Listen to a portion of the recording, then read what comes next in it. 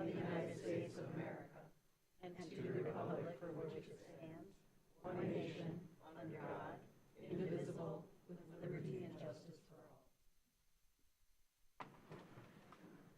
As always, we begin by acknowledging the land on which we gather as the territory of the Ottawa and Chippewa peoples who have stewarded this land through the generations.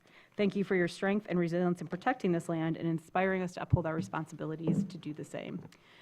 So as we said at the top, this is a unusual joint session, so we are filled with board members up here, so our staff is in the back, both the Planning Commission staff and our wonderful Deputy City Clerk / City Clerk, sorry, will be taking attendance from back there, so everyone know that you have been accounted for.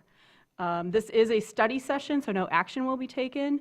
We have a list of presenters. There's the agenda's out front if you have not had a chance to look at it yet, and we will just be moving through that list. So in the idea of time and appreciating everybody's evening and our second study session of the day for the City Commissioners, we will hand this over to Mr. Winters and let him just kick it off. And just real quick, if I may, I just have a few announcements to make, just general announcements. Sorry, I did skip over the announcements part because it's our second meeting of the day. So just sorry, Sean. Gave you a false start. For this week, the week of September 8th, I think as many people are aware, the 9th Street reconstruction project and Cape Seal project started today.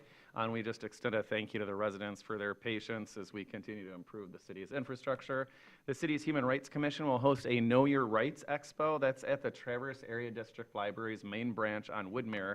That's this Friday, September 12th from 10 a.m. to 2 p.m.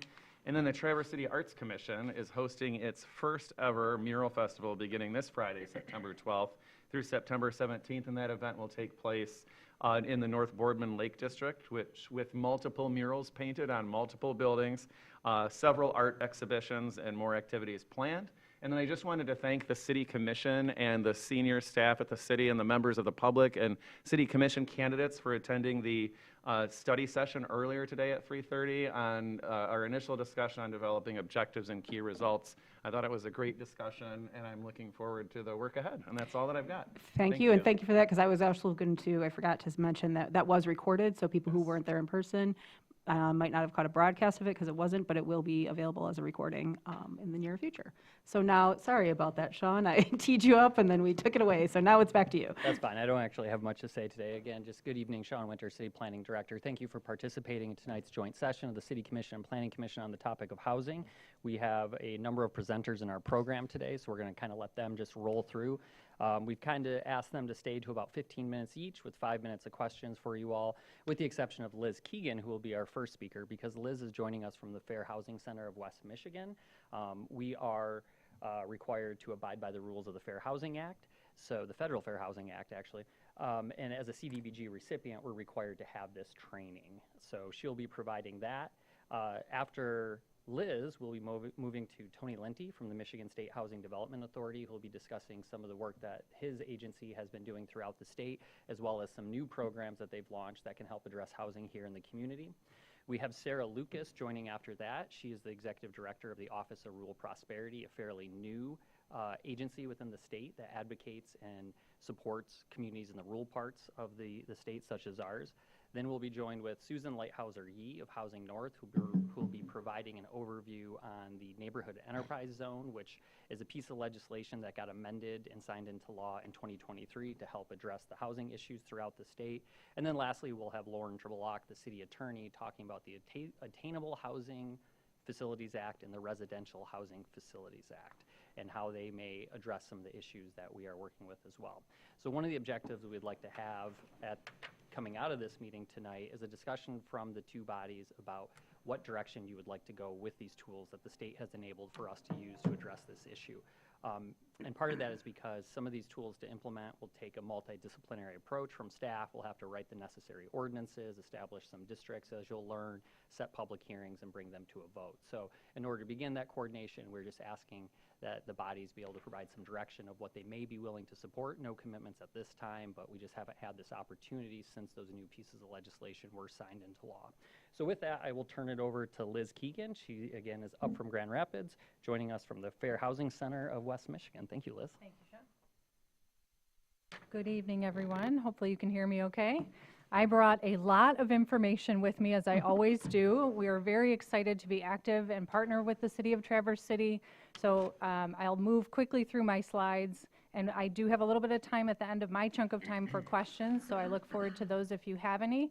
If we don't get to any, my contact information is available, and we just really encourage any of you to reach out with any questions that you think the Fair Housing Center can assist with. So I'll briefly talk about our center, what we do. I'll give an overview of what groups are protected under fair housing laws and why this all matters. I was asked to touch on history, but I'll really try to lean on some case examples to really illustrate where we can contribute to the conversation that's happening tonight and how the laws can be applied and some of the resources that we have. We have a lot of available resources on our website, but I'm also happy to kind of send things directly to you if you have questions. So with that said, we'll dive in.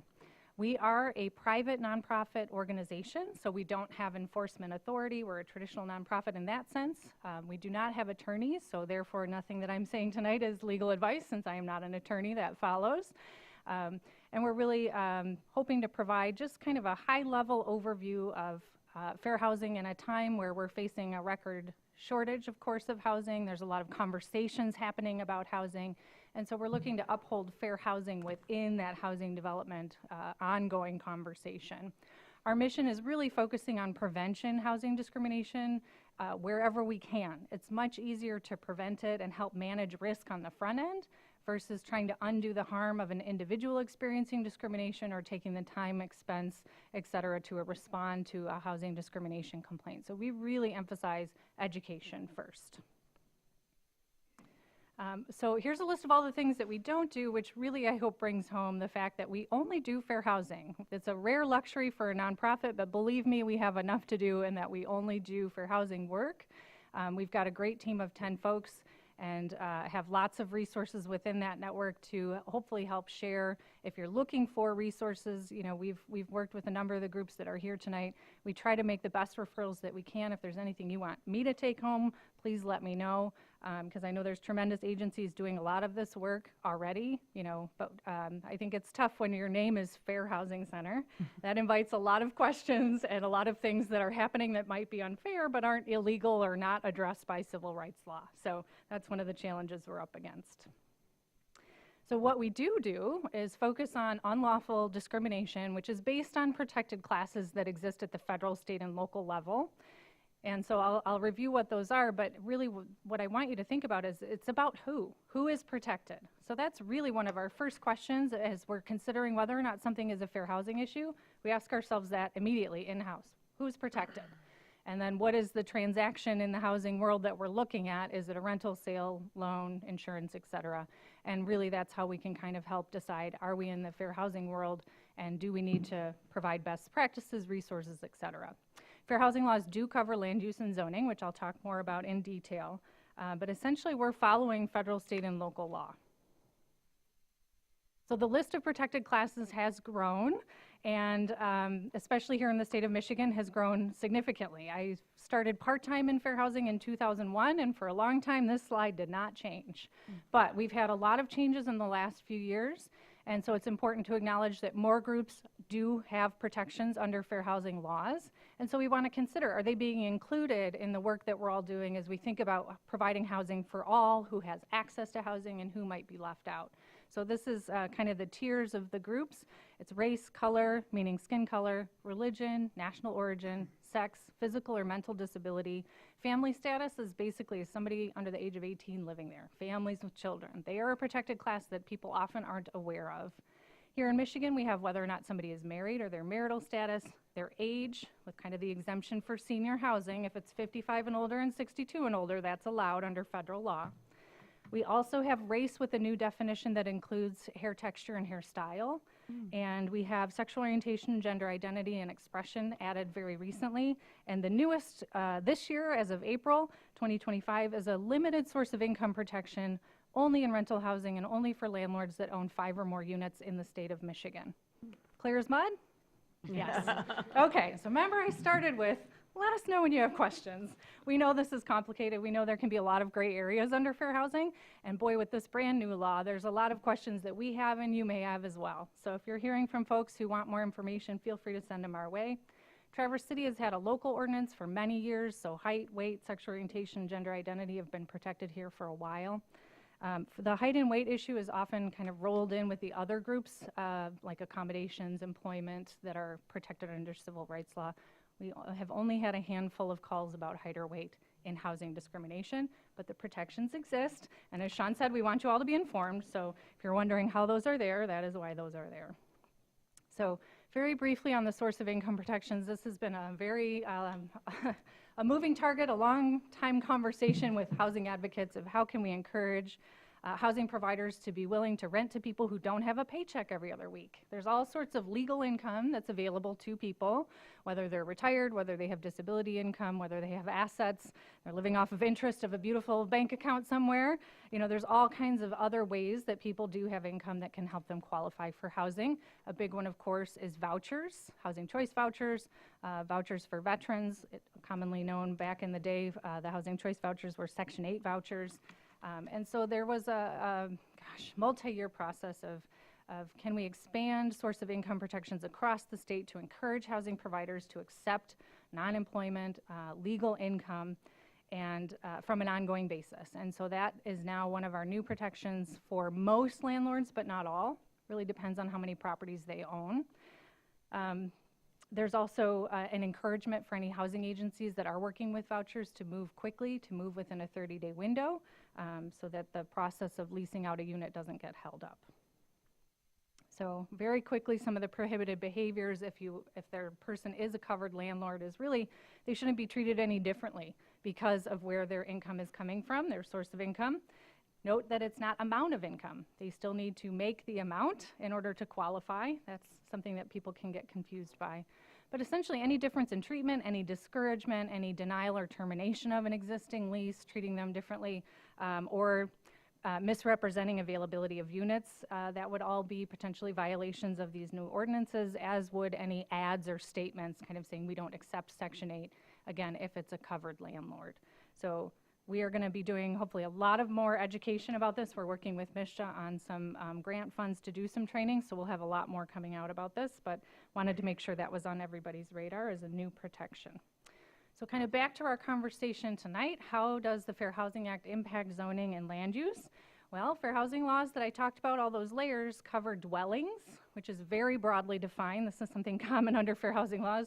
There's broad definitions of certain terms, and dwelling is one of them because not only does it include buildings and structures or even portions thereof, but empty land, vacant land that's intended to be used for residential structures is covered as well.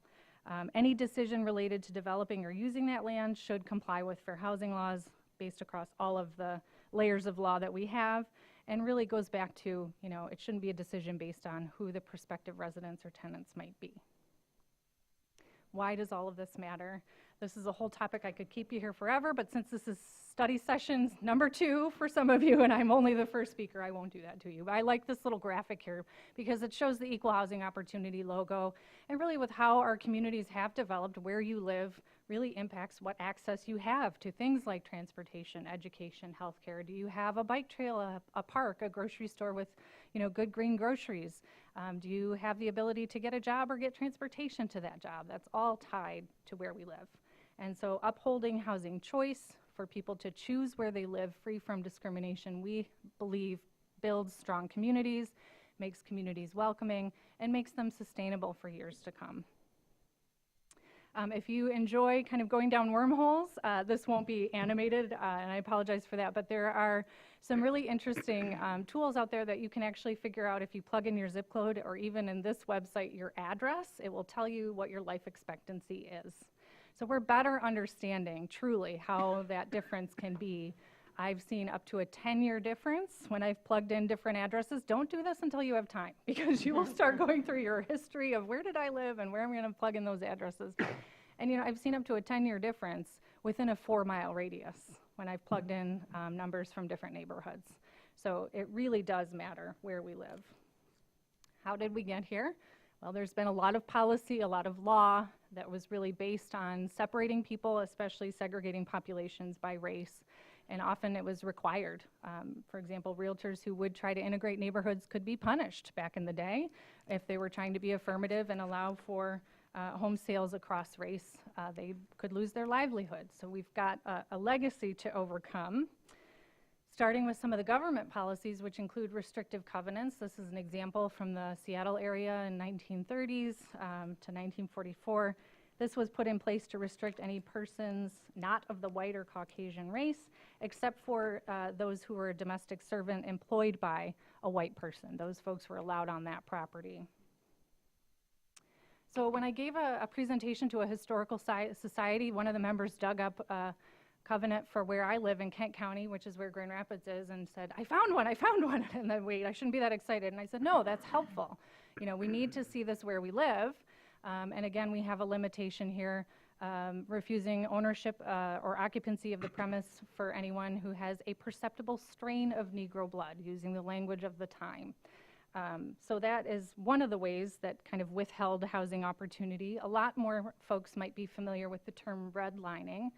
So that's a map here of the United States of the 236 communities that were large enough at the time in the 1930s that kind of the study was done of where are we going to make loans, what's a safe neighborhood to make an investment in. I'm paraphrasing a lot here in the interest of time. But, you know, there were only, you know, a couple hundred communities that were actually mapped in this way. You can see heavily towards the east and quite a few in Michigan, but not in the northern part of Michigan because we simply didn't have the population at the time to be mapped. But I think we can think about those restrictive covenants and those restrictive deeds and then also look at these communities that were redlined. The different rings and colors in the dots, if you can kind of see them clearly, can show the predominance of how much of the community was kind of graded with red, which was a failing grade, which is where the term redlining comes from. Yellow was a C grade, which depended on your parents on if that was an acceptable grade or not, and then A's and B's were blues and greens. Grand Rapids, which has exploded in the time that I've lived there, I'm originally from Detroit on the east side, 80% of Grand Rapids received a failing score on the map. And now I think you'd be hard-pressed to find a neighborhood that isn't experiencing that housing push and crunch and conversation. So some communities have been able to overcome this legacy, but certainly not all. This was an interesting study. This was done in Muncie. This was a pretty cool county employee who was really good at GIS mapping, was able to get got all the addresses and mapped all of the neighborhoods that had restrictive covenants based on race and overlaid it with data from the 2010 census. So it's the percent of non-white residents layered with those restrictive covenants, and you can see, you know, almost 80 years later, however many years later, a lot of those neighborhoods have not integrated. So that history is still in play. And it's something actually Michigan has tried to do some work around in 2022, a law passed that helped people kind of strike these racially restrictive covenants because they'll still pop up. They're still attached. It's expensive and time consuming to remove them. So every once in a while in the national media, you'll see a story of a young family of color or someone who bought a home and found out, oh, I'm legally not allowed to own this. This feels very strange. Am I safe here? Am I welcome here? Was this a good investment? I just leveraged my money and future to purchase this property, right? So we have some of that legacy to overcome. This is a really interesting and brief history of zoning codes and how we started kind of legislating who lives where in the United States. And short story, I highly recommend it. It's not complicated, it's really fascinating, and gives us kind of the idea of when did this come about, early 1900s. And really it was looking at where can people have light and air access in big cities like New York. But also there was an underlying tension out on the West Coast, for example. They were trying to remove laundries that were traditionally operated by Chinese people into other neighborhoods. So kind of with the practical part of planning, there's always kind of a layer of, is this possibly discrimination based on any of the protected classes? So, you know, you'll kind of see that history is there simultaneously. What are the intersections? There's many. And so kind of on the one side, I listed some of the protected classes where there's a direct connection, and maybe that's kind of easier to get your arms around to think about first with building homes, thinking about accessibility and visitability for people with disabilities. There's seven very basic standards under federal fair housing laws. There's a lot more out there about establishing basic access in multifamily buildings. built after certain sets of years. I won't get into the details, but the other option is where do we build projects that are designed to house people with disabilities. So an example of that is, group homes. People with disabilities seeking to live together. This is a very common example of an opportunity to allow a slightly non-traditional use of a home for a group that is living together and acting like a family to be able to live out in the community. Familial status, those families with children, again, that's questions about how many people can live together safely, how many people can occupy a space together safely. And also we see violations in who is defined to be a family in local ordinances and code. Sometimes it doesn't align with the definition at the federal level. So anytime we can find that proactively or it's brought to us, we've been able to do a little education and say, hey, we recommend getting this updated. Sometimes we'll see limitations of blood, marriage, and adoption. Well, families are formed in a lot of different ways. And is it broad enough to encompass how families come together in modern life? So those are opportunities that we've been able to kind of do some education and get the correct definition on the books. I mentioned land use, planning and zoning. We'll talk more about that. But it could be public services and infrastructure. If I have time, I'll talk about a case where a black neighborhood was denied use of public water for over 50 years. Code enforcement, is it being enforced equally across the board? The development of affordable housing, this can always raise questions about location of where that housing is and sometimes gets met with the NIMBYism or not in my backyard attitude that I also have a little bit more information to share on. Stay with me, we're doing all right. I warned you it was gonna be a lot. So a couple practical examples, all right. So this is a situation where the Home Builders Association came to us in a bit of a panic because the township was considering a building moratorium on ranches, bilevels, and tri-levels, many of those which were in progress or planned. This is traditionally entry-level housing for young people, families with children. It's very sought after for people also who are looking for, making minimal changes in order to access a home to live there for the rest of their lives, or if they have a current mobility disability. And so this was something after a little bit of conversation and some investigation, it was pretty intentional to keep out people in those groups. And when we kind of raised the fair housing laws and had some conversation back and forth and advocated with the home builders, we were able to get this moratorium struck. And so the projects were able to be continued. But it was a little bit of some folks really not understanding that when they made it about those groups of people that they were intentionally closing the door to their community.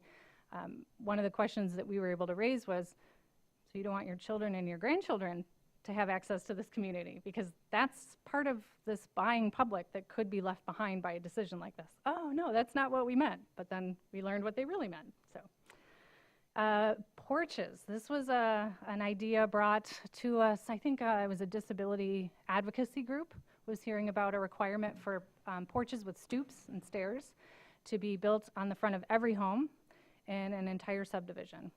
And so we had some conversation with kind of all parties and kind of shared that that really makes it much more expensive to make any entrance accessible, make it easier for anyone who would want to age in place there. And it was a great conversation in the end because there were actually families with children who were like, I also don't want 8 steps up to the front of my porch. And so, but the thinking had purely been about community. Like if we have porches on the front of our homes, people will spend time out there and we'll build community. And so I absolutely understand the thinking behind that. I grew up in a neighborhood that was like that. And so I certainly understand the thinking behind that design, but you have to do kind of that full test of who might be left out or what barriers might we intentionally be creating. So for NIMBYism, I mentioned that briefly. A couple of examples here. We had an elected official during a meeting such as this making very negative comments, I didn't want to even recreate them, about a proposed housing development for people with disabilities. They were really offensive and uninformed comments that were on the record. The developer, who's a nonprofit developer, looped us into that conversation. We provided some education and were able to help with that situation. Another one was a proposed expansion of a very large apartment complex. We're talking hundreds of units. They were going to build more. And there was a lot of contention. There was a lot of, I think, bad information being shared around. And so we came in and spoke, just kind of like we are tonight, about what the law is and what legitimate concerns can be raised in line with fair housing, and where kind of the areas were that they could not consider in this type of proposed development. So that education and kind of that partnership, I think, has been helpful in these situations. For opposition to housing, you know, we see it a lot. It's all about who's going to live there, and that can be used in a very promotional, positive way of, you know, we know we're short in this community for housing for this group, but we often see it as a barrier for affordable housing, supportive housing, transitional housing, things like that, can really raise some of these issues. So anytime that sort of project is happening, we've seen it create challenges that can violate fair housing laws or just promote challenges to moving the project forward. So we're really committed to trying to do that education as much as we can. We have a whole set of series and free training videos available on our website. We've created some new materials, some of which you've got in front of you now, to help educate both the housing industry but also members of the community of, you know, what fair housing obligations and responsibilities are for both parties and what violations may look like, to help people understand and strike that balance. So oftentimes a lot of the concerns raised are not based in fact, and so it can provide that avenue for housing discrimination. And so we really want to make sure that all of you understand those obligations and that you know that we're a resource so that we can help provide the education and or the enforcement if need be, to make sure that people aren't being excluded based on protected classes under the law. So I'm moving a little bit quickly, but I think I'm doing okay. So when these decisions are based on who, and this is something that we've seen quite a bit of, one of the fact sheets that we developed recently was kind of on the whole workforce housing idea. There's a big push to house workers, and we absolutely understand that. We know there's a need that can be backed up with a lot of data and factual information, which is important, but we also want to make sure that there's consideration for people who are no longer working or who have a disability, and those again are protected groups under the fair housing laws. So we want to make sure that that conversation is happening in an affirmative way. So we encourage, you know, fears not to be a basis, and we also want to make sure that any zoning ordinances, any revisions or updates are inclusive of fair housing language. That's something that we have assisted municipal governments with before, kind of looking at best practices or sharing language that we feel is in good compliance. We can't draft that, but we can certainly review that and partner with you all. And then, of course, we would encourage that any ordinances be enforced equally and not against any particular members of any protected class. Sometimes, as I mentioned, we see some overtly biased statements, and so, you know, that makes it a little bit easier to say, wait a minute, this might be a fair housing issue, and sometimes it's more coded or it's not as forthcoming. And so we really want to make sure to watch and check for that and see if we can provide that education to make sure that people are aware. You know, there are fair concerns that people can have. There can be conversations, of course, about traffic and parking and infrastructure, whether it's there or it's proposed. The project design, the costs, you know, those are all concerns that the community should and will be engaged in. But again, we want to make sure that it's not selectively raised or disproportionately influencing what happens or the outcomes. So there's all kinds of language that can be used as well to kind of, I've got examples here, you know, neighbors may raise concerns even after the developer has tried to address them, even after information has been provided. So at that point, it's important to really pay attention. These concerns can delay or block projects, they can discourage other development, and we certainly don't want to see that happen. So that's why we kind of did a second series of this is what it looks like from the community side of how you can be a supportive of housing and understand what a government can and cannot do, for example. So they absolutely have the right to learn about new housing, and they have the right to speak for or against it as residents and neighbors. They have the right to file lawsuits. They don't have the right to block construction or trespass or try to halt the development of anything. So, you know, we're trying to kind of get that information out there to help folks understand. There's so many costs and there's so many implications when discrimination interferes with housing development and housing choice. So, you know, I think some of the hardest things are, you know, where we so many communities are working so hard to make it easier to develop housing, and we really want to uphold that and understand that that's critical to moving the needle. So we don't want fair housing and housing discrimination to be a part of where that doesn't happen.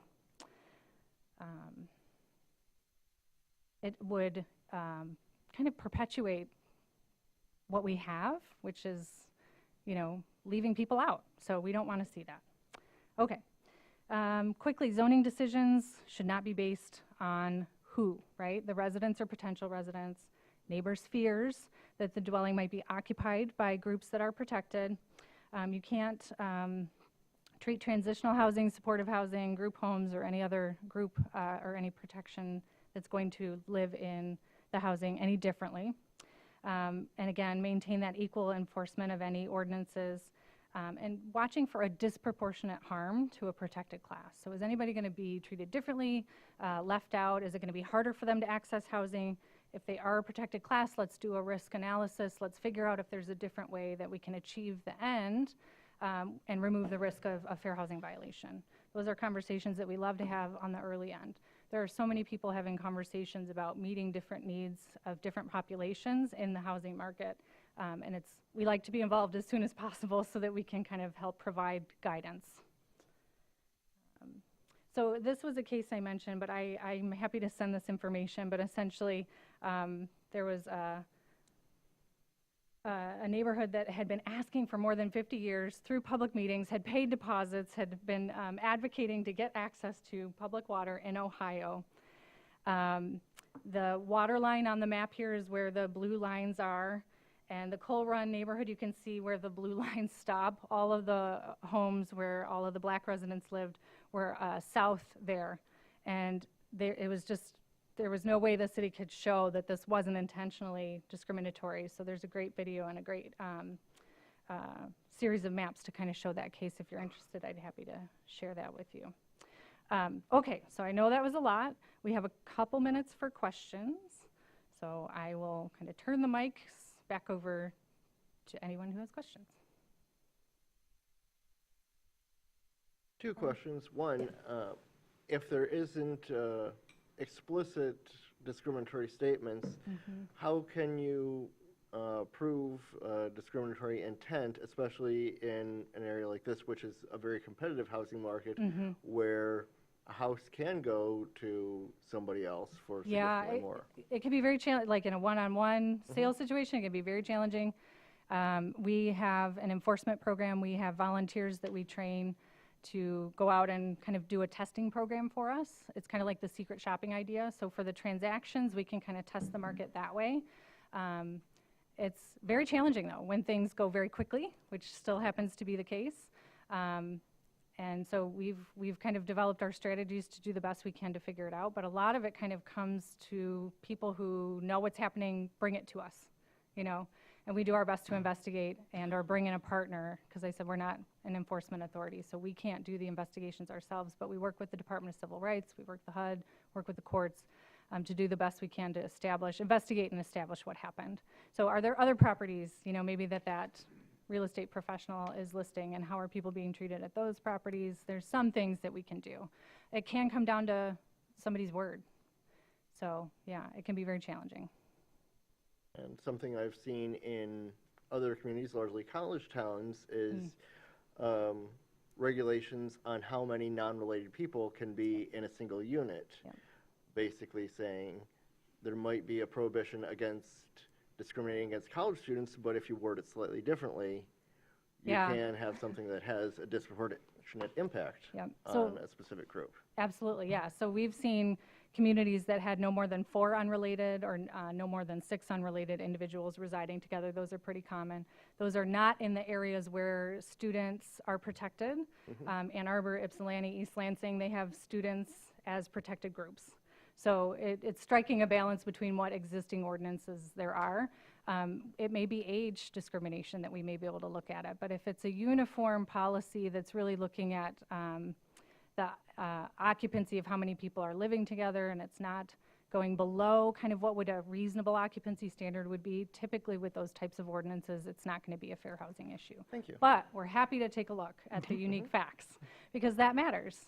So yeah, thank you. Thank you, Brian. Go ahead. So regarding zoning, I can think of a couple projects that were like multiple family housing projects, and it's often, it's not uncommon that there are concerns raised to neighbors about density of the project. It's too dense for the neighborhood. Any project that's large is pretty common. Yep.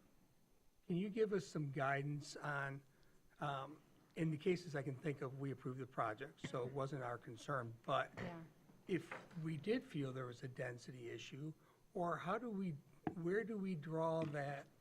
What's the guidance on drawing that line? That's a great question, and I think we would kind of look at what's the need behind that project? How is it set up? It's kind of hard to answer kind of hypotheticals, but there's a few things that we would want to look at. From a fair housing perspective, we don't want to see occupancy limits that are lower than what's allowed, and that's typically what people are looking for. So you've heard the 2 people per bedroom kind of rule of thumb that's been in place for a long time. We don't build like that anymore. We have lofts and multi-levels and all kinds of different open spaces that actually allow for more occupancy, which probably raises a lot more of those questions. So from a fair housing standpoint, we would just want to see that it's not restricted that would get the project in trouble from a fair housing perspective. And that may be the argument to say, we can't go lower than XYZ because of the square footage, because of the number of bedrooms. There's a reasonable limit. We don't want overcrowding. We don't want people, living in spaces that aren't meant for human habitation. There's steps that we can take to make sure that the occupancy standards are reasonable, allow for larger families, multi-generational families. It's kind of hitting that balance. So I think we would maybe be able to do some education, but it'd be helpful to, if there's specific projects, we could look at the facts. So, yeah. Thank you. Yep, great question. Other questions for Liz? I had a quick one, and I know we do have an in-house attorney, but since you're here, you mentioned the different protected classes. When we see things like executive orders or other things being put out that sometimes target certain classes, so it's coming from the federal level. Yes. But as you pointed out, we have certain protections locally.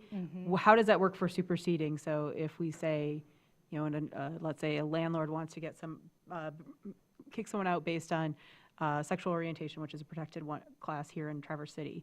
And that at the is state allowed. of Michigan now. And in the state of, that's Yes. true because of Elliott Larson expansion. Yes. But let's just, I'm just using that at the top of the head. Yep. But the federal government is saying, no, you can do that now. How does that hash out usually? We are answering those questions literally Okay, day by day. great. Sorry to it's fair. traumatize And you we had guys. that conversation before the meeting started too of, we want to look at everything that's current. We do have a national advocacy network looking at these questions under fair housing of, what can we do? And typically we're going to want to know, same thing with the question about occupancy, like where are the funds coming from? It's part of that risk assessment. What can we point to, or what can we point to rely on? Is that going to stand up to the executive order? Is there something else? We're literally working that out day by day. And so we encourage those questions to come to us. We may not have the answers right away, but we're looking at that all the time. Thank you for that answer as you're in the midst of fighting it. Other questions from anyone? Okay, well, thank you so much, Liz, and I know you'll be around later just in case, Yes. till we send you back to Grand Rapids. And then I think We'll have Tony come up now, yeah. Okay.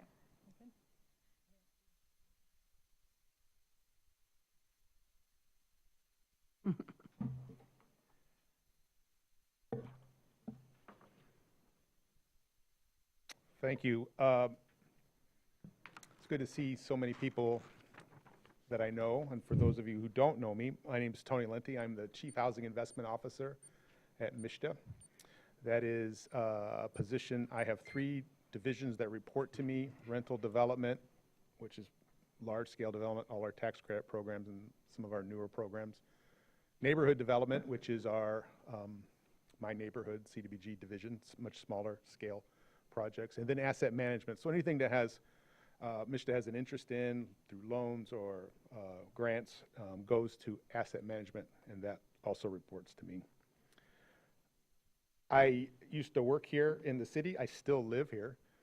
This is my home, and when I told my family I was going to go to the state about 2.5 years ago, they said, well, what's going to be different about that job? And I said, Well, I used to get yelled at locally, now I get yelled at statewide, and that's about it. But I exaggerate slightly, but a lot of people still, you know, try to make their case, and it's nice when a friendly face does show up to argue with me about something. Right, John? That's right. But I'm glad to be here, and I'm always willing to help you guys as you try to figure out, you know, direction, planning, and figure out what the state's going to do and how you can align your goals with our goals. So always happy to be here. You know, in 2024, we had a great year for investment in housing. It was most productive year ever. We put out almost $2.2 billion. In 23, we did 1.2 billion, and then 2022, we did 756 million. Part of that acceleration was some of the federal stimulus money that was flowing through the state, and even here, we were able to get a lot of extra projects done. We're still working through that.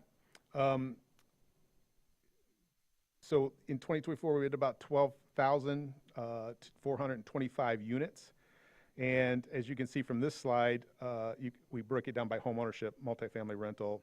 Our missing middle housing program, which was of a lot of interest, had $110 million. We did 50 projects, a couple are in the northwest part of the state, and created about 1,400, almost 1,500 new homes.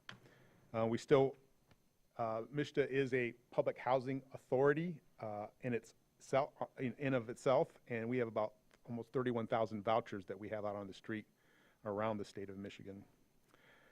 We also created in 2024 our tax increment financing for housing program, our housing TIF, that was passed during that summer, and we got it out and moving. We have 38 plans that we have approved. These are brownfield plans that just do housing so far. We're about ready to do 39 and 40 very soon. We have a housing crisis. You all know that. You feel it here, but across the state, it's anywhere you go, it's really no different. It might have a different cause and effects from various issues in different parts of the state, but largely it's the same way. I just wanted to read a couple of facts to you, just to refresh, why we do at MSHDA what we work on and what drives us. In 1991, the median age for first-time home buyers was 28, and now it's 38, and that's according to the National Association of Realtors. In 1981, the median age of all home buyers was 36. Today, it's 56. In Michigan, over half of renters spend over a third of their income on housing, and between 2012 and 2022, the average home price doubled. It increased 100%, while our income increased only about 40%. These are unsustainable positions that we hold in this state, and we're trying to work on policies and programs to correct that, but it is getting more and more dire every day. And this last stat is one that I think you might appreciate, and it's really starting to be a bigger concern for us, and we're starting to address this on a statewide level, but 53% of all our homes in Michigan are over 50 years old.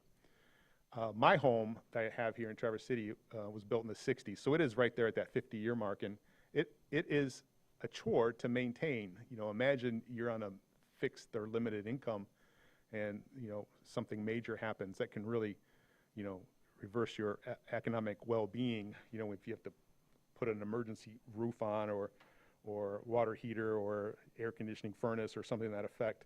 50-year-old home stock is a problem, and we're going to try to do some things about that. We have a statewide housing plan, and your region, I think it's Region D, is that correct? Is that what this region is? 10 counties, largely mirrors Housing North's footprint as well. It was a 5-year goal to produce or preserve 75,000 housing units. We increased that by order of the governor in May of 2024 to 115,000. You can find it there, but that's been our direction going forward. Quarterly progress reports are on that website, so you can check out how your region is doing and how we're responding to the regional needs. We have programs in place that respond to each and every region in the state of Michigan. These are the housing partners. You can see, I guess I should have gone to the next slide and see D right there. D and E is the north part of the state. They're very different from each other. D is highly competitive in all the resources we put out to this region. E still has money left in their region. So you can tell that even though we're trying to have a response to every region, they respond back to us very differently. It's like who has the capacity to build, who has the markets to build, and what have you. But we divided the UP up into 3 different divisions or regions, and that's helped out quite a bit as well. So they used to fight over one pot of money, and I think that from those of you who care about rural issues, this was a positive response from MSHDA to do that. I'm going to go over a couple of resources because that's what I was asked to do, but I'll be happy to answer any questions about just about anything that's MSHDA related. My Neighborhood is something we did in response to the statewide housing plan, and it's a low barrier common application. So we have a lot of new developers coming to that program. We see $2 million or less investments in each of the deals, and sometimes even smaller. Sometimes people are doing 2, 3 homes and doing their own renovations on a portfolio of rental homes that they own. And we think it's been rather successful. Since April 1st, 2024, we put $120 million into the program, and we are seeing a lot of those come online now. It's open to local governments as well as for-profit and nonprofit developers, so keep that in mind. Employer Assisted Housing Fund, this was actually announced here in this community by the governor about a year ago. We have it, in play. What drove us to do this is hearing from all the HR directors around the state who, would jokingly say, I went to college to be a human resource professional. I can't believe I have to check, rental ads every day. That's my job, but they did not study that in school, obviously.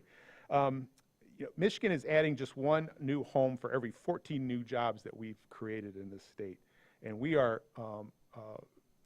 one of the worst cases in this stat across the country. So we knew we had some work to do to try to match where housing is and where jobs are going. The new $10 million pilot fund is a dollar-for-dollar match to employers to do work in this area.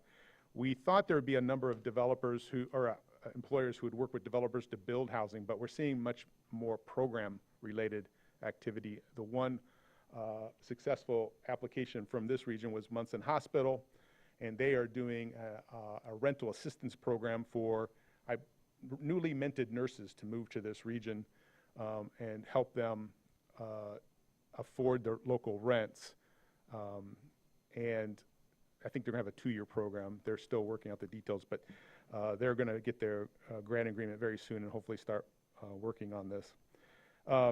Rental housing must remain affordable for at least 10 years, and for-sale housing must be, if you're actually building it, for-sale housing for 5 years. Employers can contribute cash equivalents, or land equivalents to the deal, and we will match it up to $2 million for development, $500,000 for a program. Housing TIF has been much more successful than we ever thought. We hurried through and got this program up and running pretty quickly after the governor signed the law, and then it just sat there for a while and no one came forward. Then it just kind of rolled in very quickly. I think people were waiting for one to go through, and then it got denied. It was wrong, so then we quickly got it resubmitted, and we don't have a lot of problems with people submitting their applications to us anymore once they learned what this was all about. It's a new funding stream to subsidize development, and it goes up to 120% of area median income. It is for rental housing or for-sale housing. It just depends on what you want to do, but rental development does generate more TIF dollars than for-sale housing.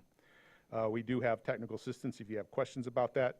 And we do have a $20 million loan fund that was approved by our board when we rolled out this program. What we're trying to do, the TIF revenue stream is assignable.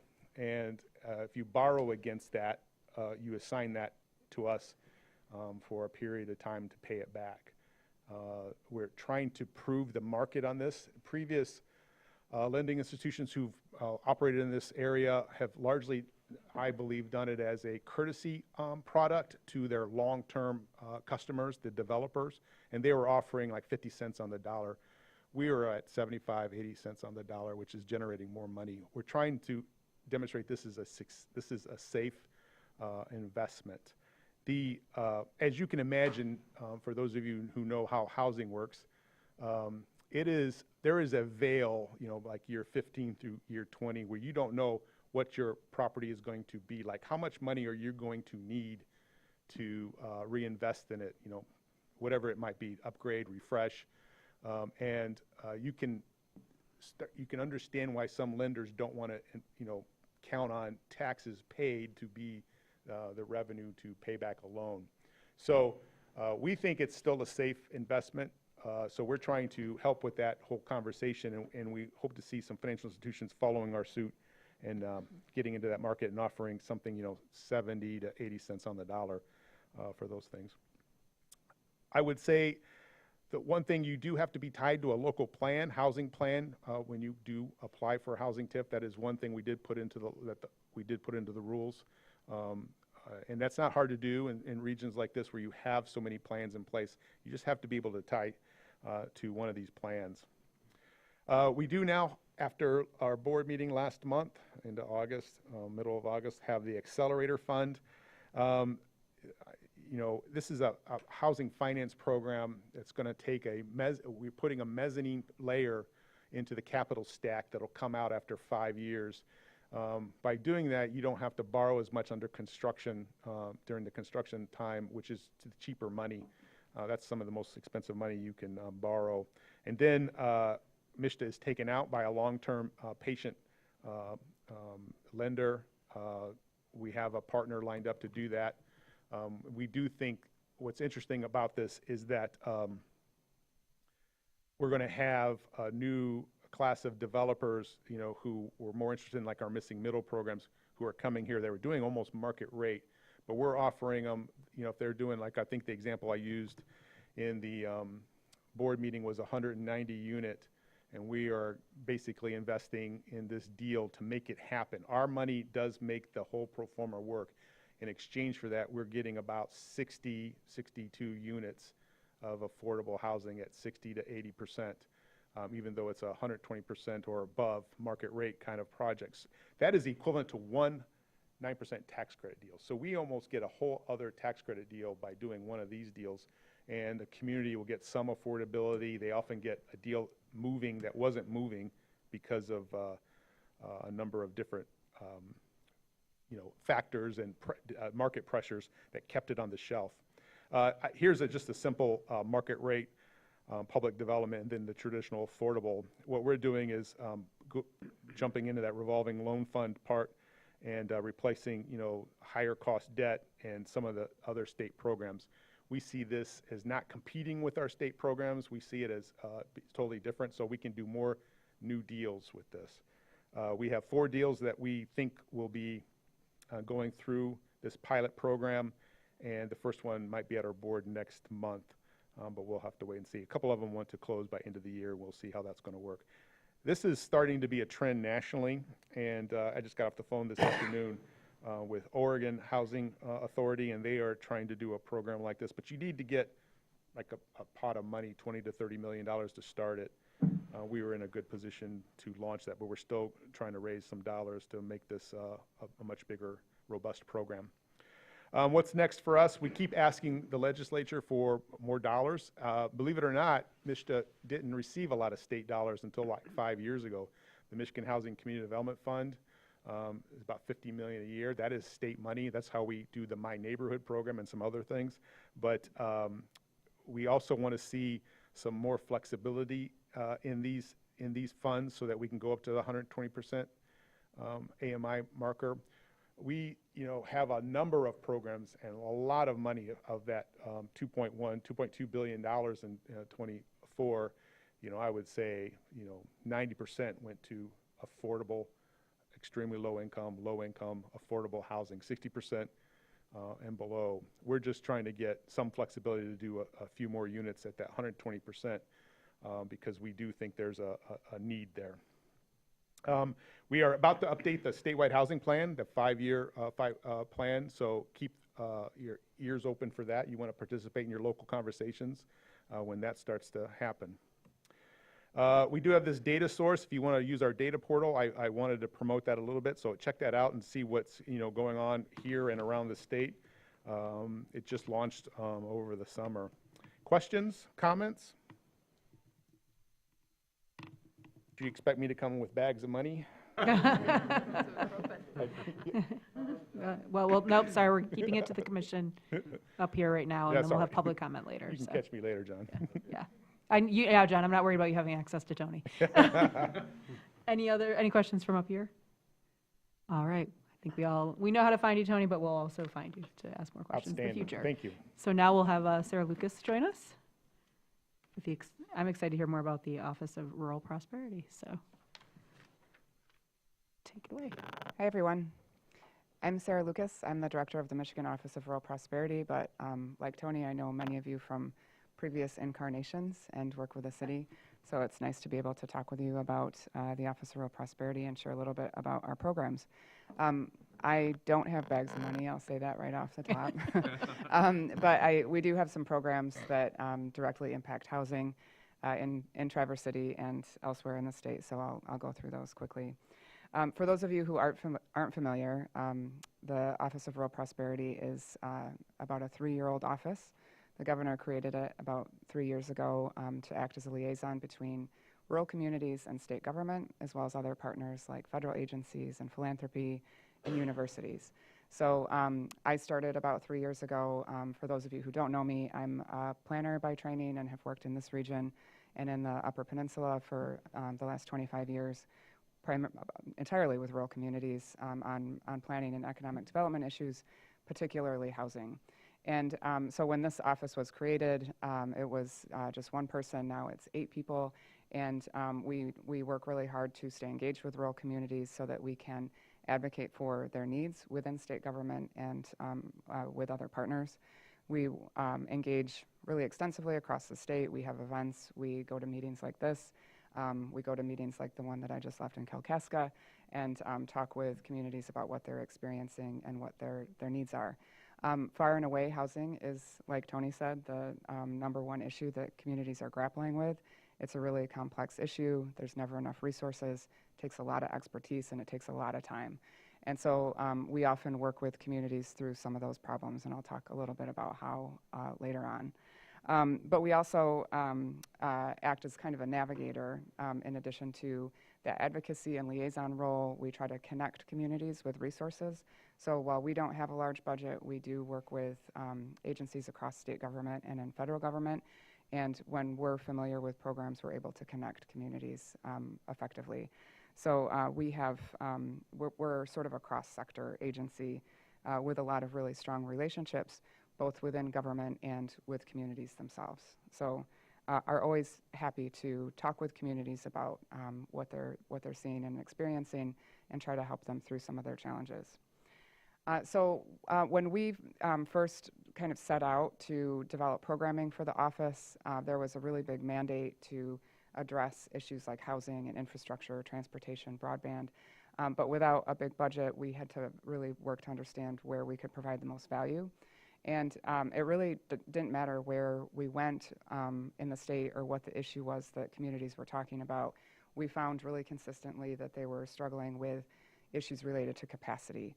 And that's a word that I use a lot. It doesn't always mean anything to people, or it means everything all at once. So we try to break it down a little bit.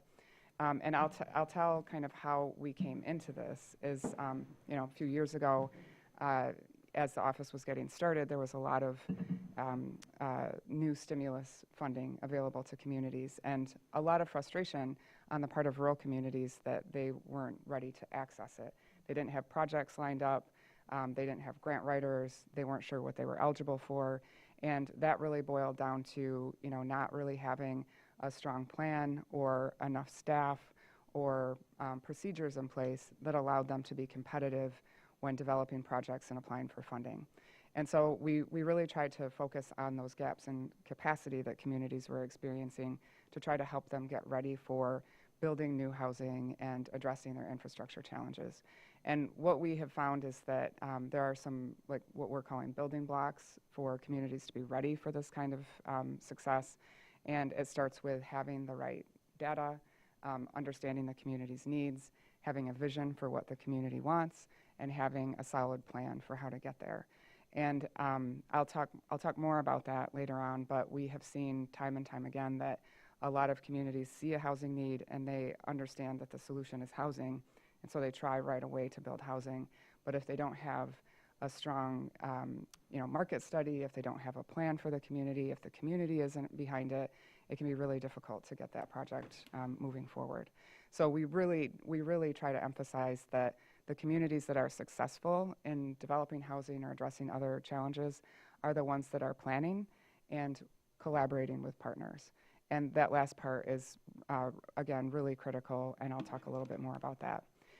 The other big piece that is missing in a lot of rural communities in terms of addressing things like housing is having adequate staff and I guess I would say trained staff with access to the expertise that is needed to make these projects happen.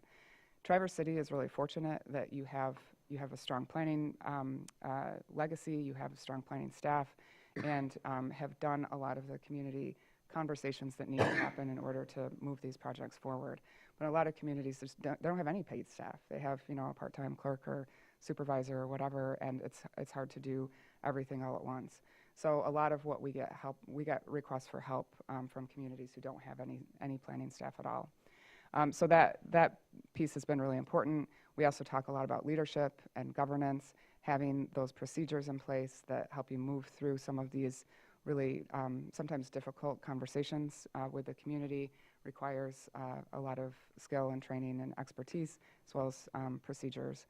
And finally, community engagement and, again, collaboration are really critical components of any successful project development, whether it's housing or anything else.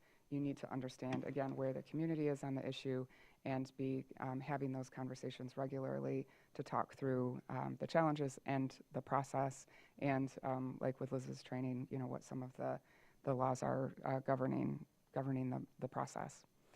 So we talk about capacity. We try to put our money where our mouths are on capacity. We have a small grant program. It's called the Rural Readiness Grant Program, where we provide funding to help communities actually develop some of those solutions so that they can be ready for housing projects moving forward. Not just housing.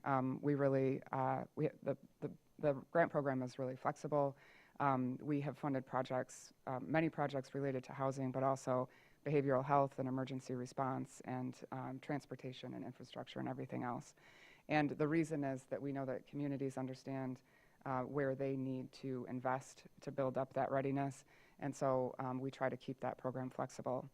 We provide $50,000 up to $50,000 for tax-exempt entities in rural communities, and that covers costs related to planning, capacity building, and partnership development. So if you're bringing a consultant on or a new staff person to help guide some of these projects, that would be considered capacity building. If you're convening partners and developing projects in collaboration with partners, that would be partnership development. And if you're planning, that's pretty self-explanatory. But we have funded projects in this area, in the Traverse City area, a number of them related to housing. One of our grantees is in the room here, Homestretch, has been a really successful grantee. We talk about them all the time. The Traverse City School District and Interlochen are another great example. And we point to these projects often because that small amount of funding that we provided acted as a catalyst that has brought a great deal of additional investment into the community. So really try to emphasize that these are small grants, but they're very impactful, and we really see the results a couple years down the road. So that's our grant program. Again, it's a very small one. We had $1.5 million to grant last year. We're not sure if we'll have funding next year, and I'll talk a little bit about that moving forward, but I know that one question is going to be whether Traverse City is considered rural, and it depends on the definition. There are many, many definitions of rural, and our approach to it is if you are serving communities that are designated as rural, you can apply for our grant dollars.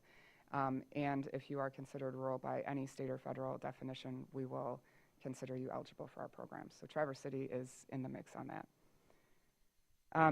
So because we don't have a lot of dollars to grant, we have another program called the Rural Readiness Network, where we provide direct assistance to communities for things like partnership development and collaboration and early phase planning. We work with regions across the state, really kind of focused on developing coordination and collaborative solutions to challenges like housing. So Tony talked a little bit about the differences between regions D and E, and a lot of that, again, comes down to having the plans in place, the capacity there to prepare for housing development. In Northeast Lower Michigan, it's much less populated, there's a lot less capacity, a lot less planning, and so we're more engaged in Northeast Michigan in terms of just helping them coordinate with partners and identify more structural solutions there to some of those capacity issues. But we work in Southwest Michigan and the UP and the Thumb, trying to help them work through similar challenges in those regions. I'm not going to take a lot more time. I just have a couple more slides and just want to share a little bit about some of the impacts that we've seen in the few years that the office has been around. We have received additional funding from outside of the state to conduct some of our work, particularly the work related to the Rural Readiness Network, where we're providing direct support to communities through partners like Resource Rural, which is a national nonprofit, and USDA Rural Development. They both really recognize the need for rural capacities to build up, or rural communities to build up that capacity. And we also like to talk about the return on investment from our small grant program. So for every dollar that we've awarded for capacity building projects in rural communities, there's been an additional $12 that's been invested in rural areas. So to date, we've been administering these grants for about a year and a half, and have invested less than $2 million and have seen $22 million invested in rural communities as a direct result of those grants. So it really demonstrates the power of those small catalytic grant awards for those foundational activities like planning and capacity building. And then we also want to really emphasize that we are statewide, and we have our hands all over the state. We are, the next couple months, particularly in the Thumb and in Southwest Michigan and in the UP and in Northeast Lower Michigan, and have developed some really great relationships across the state with those rural communities. And I have to tell you that, they often ask for examples of what has worked in other communities. And I find myself coming back to some of the work that has happened here in Traverse City very often. Because you have been having these conversations here in the city for much longer than other parts of the state. Some of that is by necessity. I always used to say Traverse City's like canary in the coal mine on housing issues. It hit here harder and earlier than many other parts of the state, and so the community has been engaged much longer in some of these solutions. And so you have a lot more experience to draw from. And so we are taking advantage of that and sharing those success stories across Michigan. But we are here primarily as a resource and are happy to work with the city. We're happy to see the city engaged in these kinds of conversations and looking for opportunities to partner with neighboring communities, because again, we really do think that that's critical to success in any of these challenges that rural communities are experiencing. And we are always trying to find ways to sort of develop that collaboration. And I mentioned events that we host and we coordinate. Right now, we are in the thick of some local events, regional events, that we are coordinating in partnership with the Grand Traverse Regional Community Foundation and Interlochen Public Radio. We're hosting a series of events around rural readiness and resiliency. I just left one in Kalkaska. There's one in Benzonia tomorrow, and on Wednesday, there's a half-day event at the Haggerty Center here in town where we're talking about trends that are impacting rural Michigan and how communities can be proactive in terms of planning and responding to some of those big changes, to things like population and our economy and land use patterns. So if you haven't signed up, I have the information here online. Housing is always a part of those conversations about readiness and resiliency. It's a foundational part of the community's prosperity long-term. And so we're always integrating housing into all of our conversations. So I will stop here.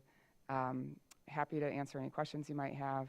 And again, we're here as a resource, and so always feel free to reach out with any questions that we might be able to help with. Do we have any questions for Sarah right now? Okay, looks like you're off the hook. Thank you, Sarah. That All right, was thank you. excellent presentation on our relatively new office, so appreciate that. Next, we'll have Susan Lighthouser. Yee come up, please. Good evening, everybody. Can you hear me okay? Yeah. Okay, great. Well, I am excited to talk with you about property tax abatements, just what you want to hear at this time of evening, I'm sure. And so I'm Susan Lighthouser with Housing North, and I'm going to be talking about neighborhood enterprise zones. And it's one type of tax abatement, and it's a type of tax abatement that can be used for owner-occupied properties, whereas Lauren will be talking about some types of abatements that can be used for rental or tenant-occupied properties. Just a bit about Housing North. Our mission is to build awareness, influence policy, and expand capacity so that communities can create housing solutions that meet their unique needs. And again, my role is Housing Ready Tech Support, so I get to talk about wonky stuff like tax abatements. Something important to know about tax abatements is various types can be used in the same area. So for instance, the same NEZ abatements are district-based, as are attainable and residential facilities are district-based. They can be the same district, they can be different districts, depends on what the priority is for the particular geographic area to be addressed. Neighborhood enterprise zones are not new. They have been around since 1992. So there's a lot of precedent. I can point you to a lot of examples and kind of help you identify, if you want to consider this type of abatement, how would you use it? Where would you use it? What would you consider in establishing a district? The new piece actually is for non-OPRA qualified municipalities. So I will breeze over that, but I will primarily focus on the NEZ rehab and NEZ new abatements because Traverse City is an OPRA qualified municipality. So this type of tax abatement came about in 1992 with Public Act 147. And this is just to give context. I won't give too big a history lesson, but it was approved in conjunction with Public Act 146, which is the Obsolete Properties Rehabilitation Act. And that provides a clue as to what the intent of these types of abatements were or are. Is to revitalize obsolete or blighted properties. You might also think about just underutilized properties. So the recent amendment kind of expands the program so that non-OPRA qualified communities can also use kind of a different twist on the abatement, which would be for rental properties. So it accomplishes a similar thing as to the attainable housing and residential facilities. So again, we'll just breeze over that a bit because it doesn't apply to Traverse City. But NEZ rehab is suitable for owner-occupied or rental housing, and it is used to incentivize adaptive reuse and or rehabilitation of blighted or obsolete properties. So if you think about a school building that's no longer used, a municipal building that's no longer used, an apartment building that has a boiler system and is in disrepair. A fun fact about me, I lived for a long time in a former aspirin factory And I still occasionally office in a former fire department maintenance headquarters.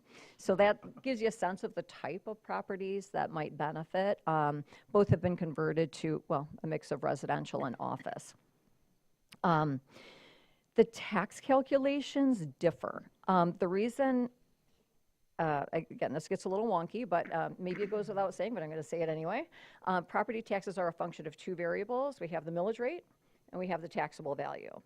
The way the NEZ rehab works, if I was a developer and I came to you and I said, this old school building, I would like to develop it into rental, or I want to develop it into condos. The taxable value, the pre-improvement taxable value is essentially frozen for the term of this abatement, which is 6 to 15 years. So the owner occupants would benefit from that abatement. The NEZ new abatement, again, it could be one district. Maybe next to that, maybe you can split off a couple of parcels from that blighted or obsolete property and entice a developer to build some single-family homes there. They could benefit from the NEZ new abatement. It works a little differently. Taxable value, no impact. So if it's a $400,000 home, it's approximately a $200,000 taxable value, but the millage rate that applies is 1/2 of the state average millage rate, so that's going to be about 19 mills. And again, it works. So that is very similar to the residential facilities and attainable housing abatement that Lauren will be discussing. NEZ workforce, again, unfortunately not for Traverse City, but that's okay because we have some other tools. Again, the amendment, I'm going backward. Uh-oh. Okay, great, thank you.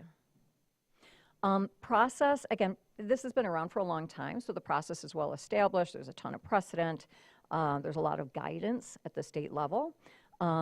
You'll see the abbreviation LGU, that's local governmental unit, that's you, is responsible for designating the zone. Developers seeking a tax abatement must submit their application prior to obtaining construction permits. That's important as far as the timing, otherwise the state may reject it. Approval of the application is required from both the local governmental unit and the state treasury. The assessor's office must implement a system to monitor tax billing and ensure compliance. Compliance is actually only at the front end. There is no ongoing annual compliance requirement, but still it being out of process for assessor's offices who have not done it before, there would need to be a process established there. The boundaries of NEZ zones or other types of tax abatement zones could be established in response to a specific request from a developer, or the bodies here might say, boy, this area of the city needs some help. It's going through a transition. The housing stock is very old. The commercial property is very old and obsolete. Again, the purpose is really to renovate, rehab, adapt properties. So in determining the boundary, you might consider the location of any blighted, obsolete, or underutilized properties. That might even include some big underutilized parking lots. For NEZ rehab, the current value must be pretty low.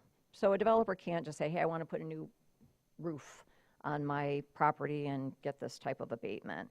The current value must be less than $120,000 per unit, which for this market's pretty low. There is no limit on the number of zones, but the total NEZ designated area may not exceed 15% of the city's total acreage. Zones can be revised over years as needs and conditions change.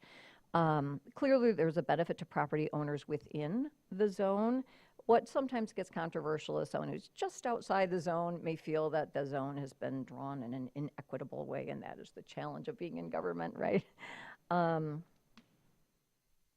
examples, the Maple Block in Traverse City. I believe that is an adaptive reuse that is using an NEZ rehab abatement. Cadillac Lofts, I believe used either NEZ New or NEZ Workforce, or possibly both. This example's from Detroit. That's one of my old house.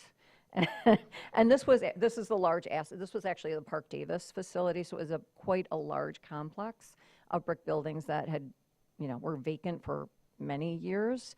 And another thing that possibly goes without saying, but I'm going to say it anyway, it's typically more expensive to adapt and reuse a property than it is to go to a greenfield and build housing there. So another example, so an NEZ rehab, old school, converted to residential loft. A little nuance, the tax on land cannot be abated. This kind of gets into how this is implemented. So an owner of an NEZ abated property is going to receive two tax bills. One represents the land, the other represents the improvements. Another example, this is an example of an NEZ new construction property on, it's kind of sandwiched between a expressway and a commercial strip. So the incentive, again, the owners, the resident is going to be the one benefiting from this, and they might not ordinarily be willing to pay what it costs the developer to build. So that tax abatement reduces their operating costs once they're in the house, but it also kind of incentivizes those buyers to pay a price that the developer needs to incentivize them to build, and then their operating costs are lower.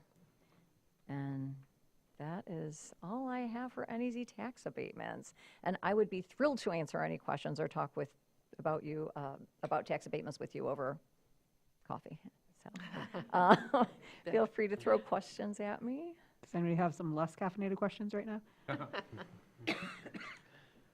Thank you for having the link to the big 689-page document showing all of the examples. But do you know off the top of your head any cases of non-Oprah communities in northern Michigan that have taken advantage? So that would be the NEZ workforce Yes. that the non-Oprah properties can use. I think you may be aware Frankfurt has used a lot of these different tools. I know that they have used residential facilities and attainable. I'm not sure whether they used workforce. Okay. To me, they do the same thing. There are some nuances as to how large the district needs to be, but all three of those types are for rental properties that are income controlled. Yes. Thank you. Any other questions? I have a Yeah. question. So I'm just thinking about some of the programs and resources that the county has. Our Brownfield Authority has a revolving loan fund, and I'm also thinking about a project that was that's underway in East Bay, the Crimson Project. Similar kind of scenario to maybe using an NEZ in Traverse City. Could that be paired with, maybe like a grant or loan through our Brownfield Authority, or sort of layering these tools together to create affordable housing options? Great question. So important to remember that there's actually no income qualifier for this, but you might need a little incentive for buyers to buy next to an income-controlled building. So it certainly could be layered in a number of different ways. It certainly could be layered with some grant funding. Yes, especially if it's brownfield, maybe there's something that is not super desirable yet, right? So the goal is to make it desirable. Yeah, I don't see any reason why it couldn't be layered with grants or loans from the Brownfield Authority. Great, good question. Thank you. All right. Any other questions at this time? Yeah, go ahead. I'll wait. There's one over there from Sarah.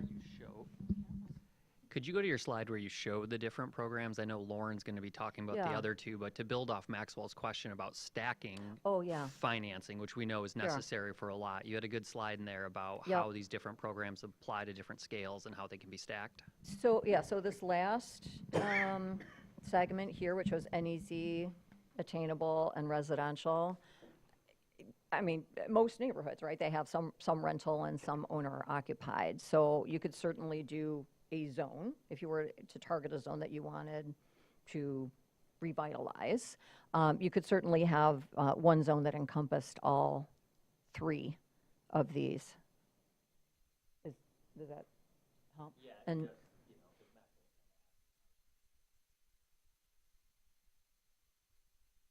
sure, and then, depending on the character, there are different grant programs, they have different requirements. There's, I don't know of any reason why there couldn't be a number of things combined. Yep. All right, thank you. Thank you, Susan. Great introduction. And for our final presentation, we will bring up Lauren Tribble-Out, known face up here, to talk about the smaller scale of this.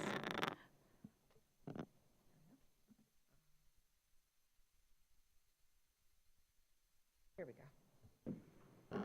Good evening, everybody. Lauren Tribble-Out, I'm the city attorney.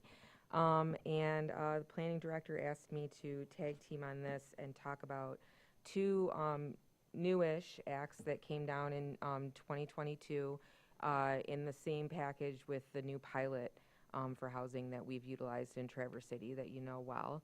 And that is the attainable and the residential housing districts. So I know I'm the only thing standing between you and the rest of your Monday evening. So I'm just going to kind of breeze through these just so that you know what they accomplish and sort of what the process would be to put them in place.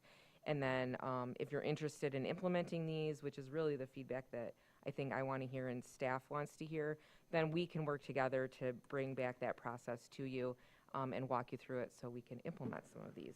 That's what you want to do. So these were two new statutes. The only real difference between them is that attainable housing is for up to 4 units and the residential housing is for more than 4 units, and I never can remember the difference. So they should have named them something more specific so I could remember it more easily. So these are only for rentals. It's not for owner occupied, and there has to be an income qualification. And then what the result is that the rent cannot be more than 30% of adjusted household income, which is a defined term in both of the acts. So there's some math involved to come up with what is the household income under the acts, and then the 30% applies to that. It's a pretty straightforward process to implement these. The steps are not anything that you would be unfamiliar with.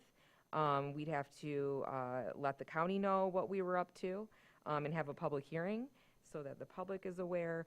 And then the city commission would adopt a resolution to establish the housing district. So there is sort of a bubble that you pick. And like Susan indicated, it could be an area of the city that you think is underserved, or it could be some other reason, and we could talk that through. And then once you adopt that resolution, you provide it to the county, and so that they know where the housing district is located. And then there's some back and forth between different departments, sort of communication between the clerk and the assessor. You give public notice again, and then you have another public hearing on the district. And then once that has been approved, then the State Tax Commission is notified that has occurred. And whether it is approved or disapproved, you have to provide the reasons for that decision. So the end result of all of this, once you've established the boundaries of the district, is that there can be, upon application, a 50% reduction in the property taxes for that particular property that's being leased to income qualified folks based on their adjusted household income. And that can go for up to 12 years. And it provides options for folks up to 120% AMI. So it's not really a super complicated process. But if it's something the commission and the planning commission is interested in, then I'll work with staff and we'll put the time and effort in to bring that back to you and get that process going. But other than that, I don't have anything else unless there's questions. Commissioner Stanley? So, looking at this, and maybe this is the same process for pilots, but, so I'm just curious, if the tax abatement is for 12 years and it's for families earning up to 120% AMI, who is responsible then for ensuring compliance with that over the course of those 12 years? We'd work with the assessor and the state tax commission to make sure that we have the right process in place to ensure that that's going on. And the statute also provides for, what happens if somebody moves in at a certain household income and then things change for them. That's all addressed in the statute as well. So that would be monitored to make sure. Thank you. Any other questions? I have one. So my mind, and this might be outlined somewhere else that I've forgotten. In my mind, I'm thinking of if we did this in an area, would this apply, is it proportional to property for rental? So like if someone built an ADU with the intention of renting to teachers, for example, who might meet this 120 AMI, would that be applicable to that portion of the property? Because I know that changes if you do an addition like that, it changes the taxable value. Would that be proportional in that way, or does it have to be an entire lot and building? That's a great question, and I think that I would have to work with the assessor on that because there are different things that she can do to, split the property into different sections for the rental and so forth, and then to make sure with the tax commission that is something that they're aware of. And those are great questions I don't know the answers to, but I can get them. Okay. Other questions? Go ahead, Anna. Oh, and then Anna, then Heather, sorry. Anna, then Heather, sorry. You both put your hands up at the same time. I just got them in that order. Is this typically done like by way of district or smaller than a zoning district? Like I'm trying to envision it on a map, and I don't know how you do that without like spot zoning or kind of getting into that realm. It's not zoning, so it wouldn't be spot zoning, but I understand what you're talking about. I don't know if there's a way to say what's typically done. The only one I'm aware of that's been done is Frankfurt. So that would be a good resource to reach out to, I think, and understand what their process was like. But I wouldn't be worried about sort of the spot zoning aspect of it. So we could be consulted, but this would entirely originate and be withheld by the city commission. Correct. It's it's a commission-based process. Yep. Great. Heather, go ahead. And my question was basically the same as Anna. Use your mic. How do you, my question was basically the same as Anna's. How do you define a district? Is it one lot? Is it a whole block, et cetera, et cetera? Yeah. Right. That's the conversation that the commission would have to, delve into where they think it's appropriate, where it's needed. Well, that's a question I have for a lot of the programs that have been presented tonight, and that is, should the city be initiating these, recruiting applicants, looking for places, or is it something that you just try to advertise that it's out there and available and bring your stuff to us? And there's a lot of expertise in here, and I'm sure there's a lot of people who've seen how it works. I'm not looking for an answer tonight, but I think it'd be good feedback to get, going forward. Go ahead, Tim.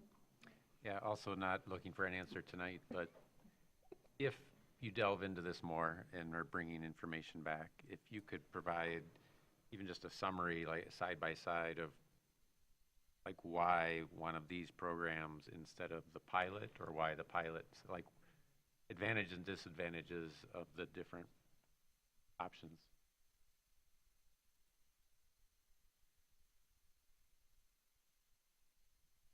You're writing. If I can add a little context. So in Frankfurt, I'm pretty sure that they designated the entire city as an attainable housing district. So the only ones who benefit is someone who's building a new rental unit and is willing to income control that unit and do the annual compliance. So if a goal is to incentivize more people to, and I will tell you as, small investor, like, I can't build something and rent it at, at a attainable price because my costs are just too high between the construction and the taxes. So as much as I work for housing advocacy organization. So, so that might be something to consider is, if that is a goal, and you want the market to, the small investor, the homeowner to try to solve this problem, not everyone's going to do it. Not everyone's going to do it. But that would be a way to reduce those operating costs in the first 6 to 12 years of operation. And then it goes to, then the taxes revert to just being regular market rate. I feel like there's another question I wanted to address. Well, just a question for Lauren really quick, and then kind of help direct the body here.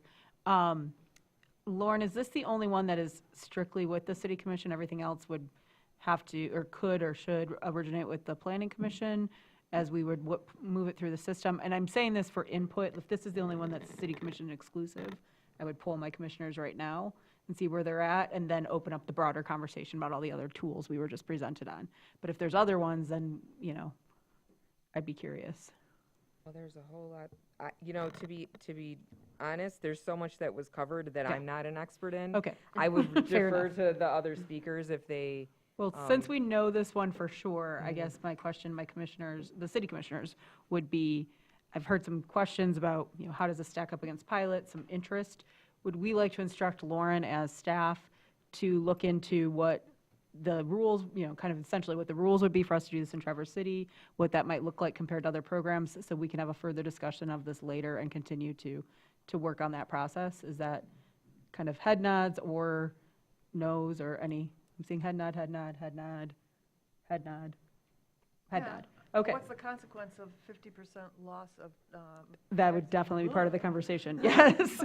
So, so Lauren, we'll kind of give you that general direction of kind of going to see what that might look like for us. Would it, Frankfurt did citywide, what it would look like if we did by neighborhoods. What does that look like to lose 50%?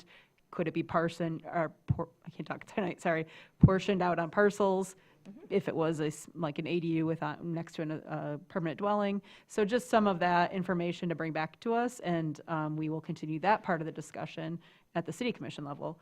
And now, seeing that yeses, I'm going to just go ahead and say that to you and I'll work with give you that with marching staff order. to try and bring you back something you can have a deeper conversation about. Great, thank you. And then everybody else, I'm now opening up the floor.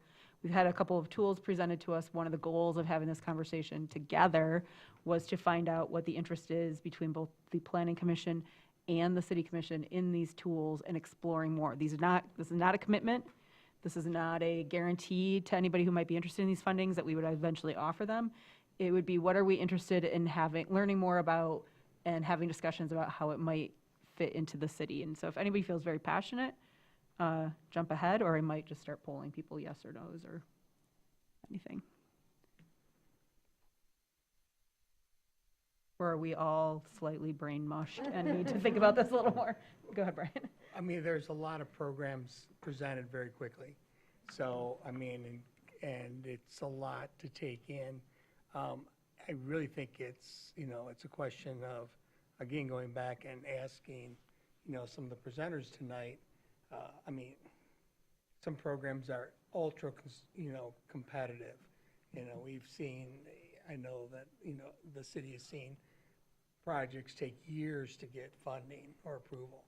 I don't know if there's other projects that are out there that are a little less tapped or a little less unknown.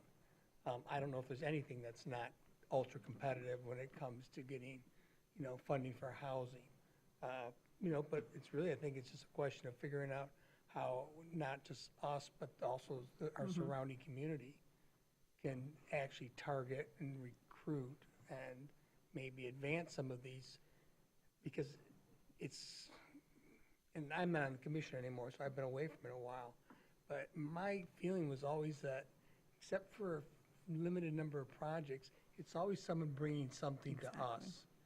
And I don't know if there's an advantage in us trying to go out and be more aggressive. Aggressive is the wrong. Proactive. Just being more active, and trying to attract different investment from different sectors. So, but that's a question I think you're gonna have, it's not gonna get answered here tonight, but it's one worth pursuing. For sure.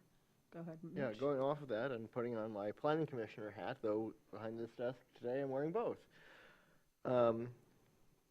I see it as a chance to learn about the tools so that if a development project comes forward and a developer is thinking about using something, then we know what they're talking about.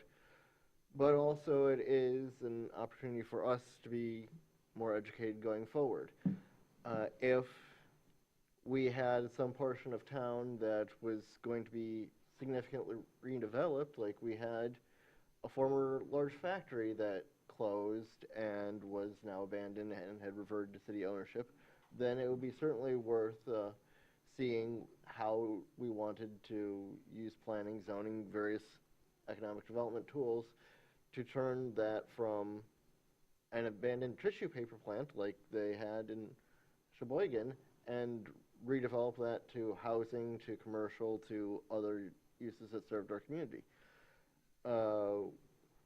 We've seen some redevelopments in certain parts of town. We have 3 development districts created in our planning map for 3 distinct parts of town that had been former industrial sites of one form or other that then got redeveloped to midtown condos or to new development along 8th Street here or in the warehouse district. But we don't really have a large brownfield site equivalent to that at present. That doesn't mean something might not emerge in the future. And if I look at, say, our corridor plans and what the Planning Commission has in its future, if we're talking about rebuilding the 14th Street Road in 2028 and looking at what we want that corridor to look and feel like, there could be opportunities along that area. If we're saying, hey, this is a major corridor, we are rebuilding it, how do we want to match what the local residents and the city as a whole wants along that area? Go ahead, Jackie. I would be very interested in hearing more from Sarah Lucas. We've talked earlier today about regional collaboration, and it seems as though perhaps her office might be able to provide resources or guidance on how we could establish regional collaborations on housing. So I'd like to have more conversation about that.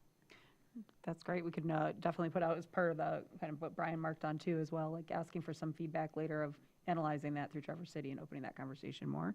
That is a very good one. Go ahead, Anna.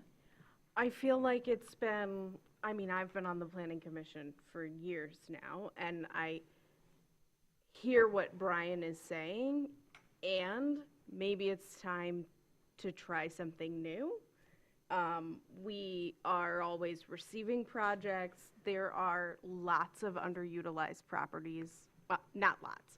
There are some remaining. There are some lots. There, like parking lots. There are some just vacant holes in the ground. There are places that we could become a little creative with, and maybe those are the spaces that we put NEZs, where they're already sitting empty and underutilized. And I just think that is a way to try to create some sustainable growth that we have some input over.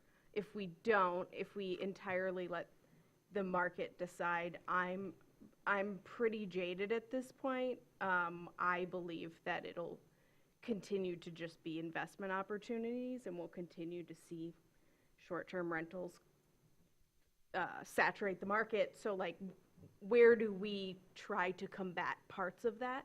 And some of these tools are a few of those options, I believe. Go ahead, Maxwell. Yeah, I would just say having this discussion about some of these incentives is a really great conversation, and thinking about what some of the townships are doing Thinking about East Bay Township, they have a project going through approval utilizing both brownfield TIF and PA 237 abatement. And so a lot of these incentives can work in concert with one another, you know, and every project is different. Another project that comes to mind, they are utilizing LIHTC. No, I'm sorry. They have a pilot and looking at utilizing funds from the Brownfield Revolving Loan Fund potentially to support that project. So I guess keeping in mind that if the goal is attainable, affordable housing, a lot of these things may have to work in conjunction with each other to realize that goal within the community. So, Excellent point. I would add to this, I appreciate both Brian and Anna's perspectives of, you know, kind of the experts or the people who want to develop or have identified the property can know, you know, are the ones that want to do the legwork of figuring out how all the pieces will fit together. To Anna's point, that hasn't always yielded us, you know, it's a burden to put on to someone who's trying to develop housing in an area where we desperately need housing. I think one of the things I'm appreciating about this conversation, which isn't giving much direction, but I'm just putting it out there, is in the past, I remember a few years ago, we had a developer come and propose an NEZ to us in an area that still has not been developed. And it was kind of every time I think the importance of this conversation is to say that every time a developer does come to us with something like this or some other a plan that fits into some of these components, there has been a tendency to vilify as this is just for a developer's personal gain or this is for profit. And that is a balance we have to strike when these come before us.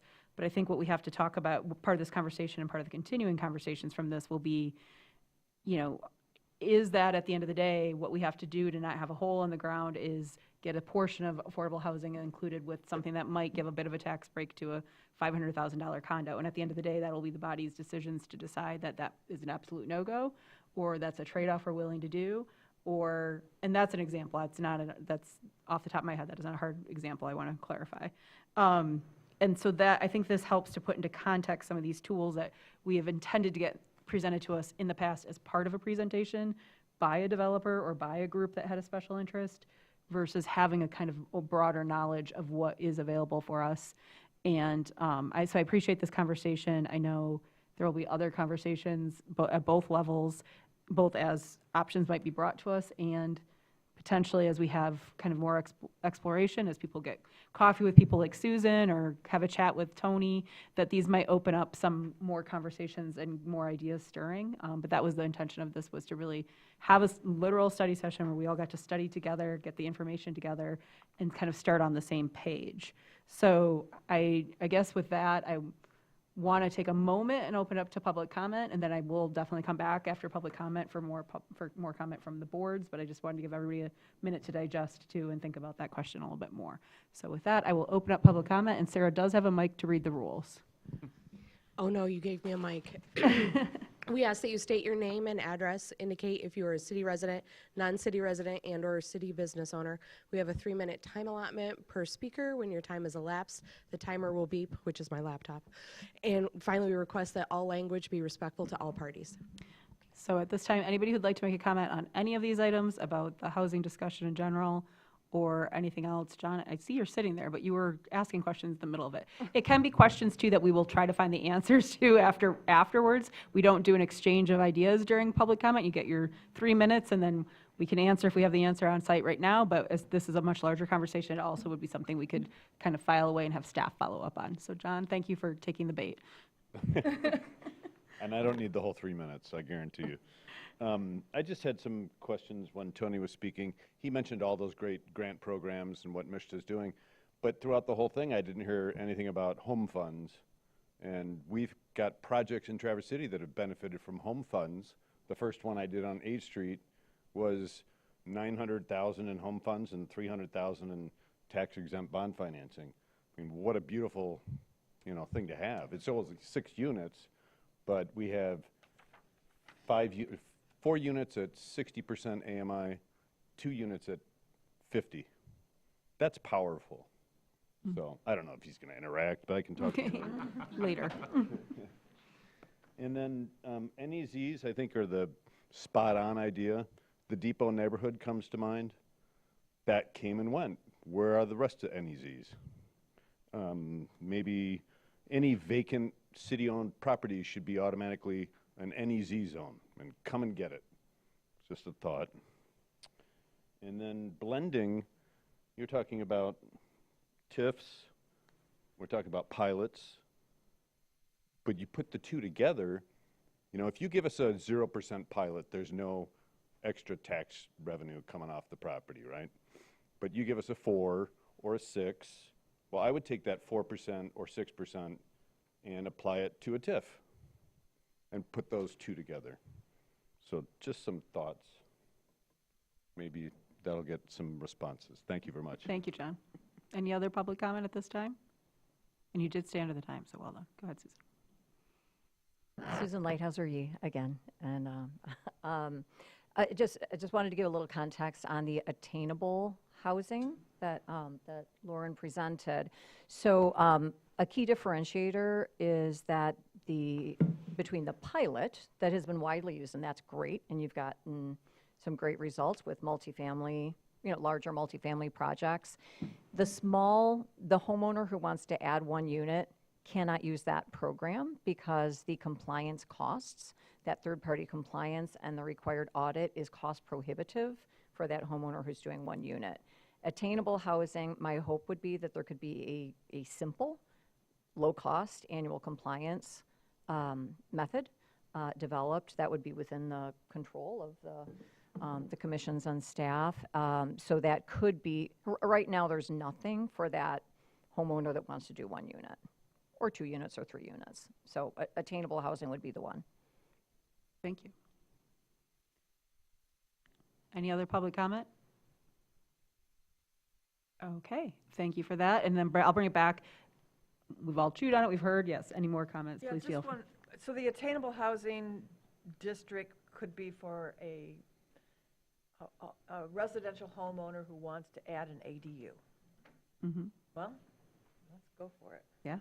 On top of that, my thought was, what if it's a really, really large house that is becoming too much upkeep for a single person, and they want to split it into a duplex or a triplex? That would qualify as well then? Lauren's nodding her head from her seat, but now she has. Oh, Okay. thank you have you, more. Lauren. I wasn't going to make you get up, but you have more to So say. it's up to 4 units, and then Okay. the other one is more than 4 units. Okay, So if great. it's- Could be 6. Yeah, or it could be a duplex with an ADU, or a triplex and an ADU, yeah. We're hearing a lot. Oh. Sorry, I kind of closed down public comment, but then there was kind of a did you? blur, so I'll go ahead and let. But did you? Yeah, you can, I'll go ahead and let you go. We're kind Ken of a little Funk, 1125 loosey-goosey tonight. Hannah Avenue, city resident, city employee, city commission candidate. I just wanted to ask a quick question about the ADU, and I guess we'll use this format for it. Is utilizing the AHD only for specific occupations discrimination? Like if I said, I want to build this for, single people or. Direct the comments to the commission, because we'll have somebody come up at the end. Yeah. And we'll have people answer questions at the end, both from the commission and So from anything brought up during public comment. I guess as a general question then, is utilizing it with specific intention for specific types of people discrimination in nature? So that'd be a question for our fair housing people. Is the tax abatement for the AHD only in effect when it's occupied by someone? So if we have a citywide AHD zone for ADUs, do I have to have somebody occupying it to get the 50%, or is it an opportunity for me to get a 50% tax abatement on the square footage above my garage because the ADU is there? So that's just kind of one of those questions. And does it open somebody up for the ability to use like a housing voucher? And do I have to let someone use a housing voucher if it's there and it's getting the tax abatement? Thank you. Thank you. All right, I'll do a last call for public comment since we bent the rules a little there. Anybody else want to make any public comment? And it can be questions that we will add to the list of, the laundry list that we're sending to staff right now. Okay, seeing none, public comment is officially closed. Heather asked a great question there.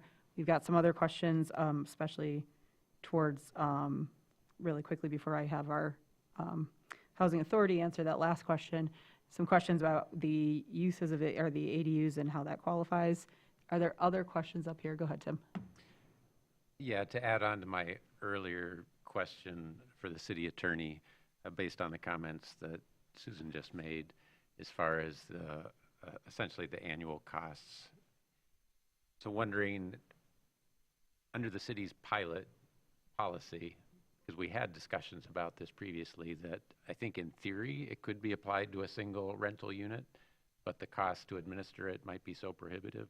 So as you put together pros and cons, that's a huge thing to understand, like what it is. So maybe how many units then disperses that cost, and it becomes less cost prohibitive. Thanks. Great. Any other questions or requests? I just want to know from staff, what do you need from us tonight?